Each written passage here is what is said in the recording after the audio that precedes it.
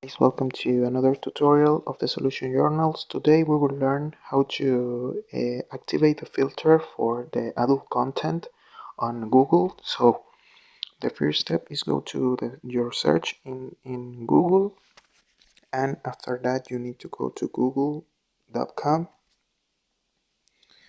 In google.com you enter in that part, and after that you need to pick here in the preference, in the option of preference you pick here in terms settings business.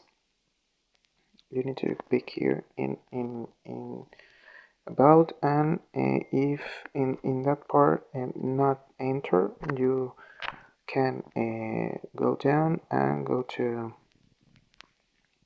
settings, and here in settings you need to pick here in search settings.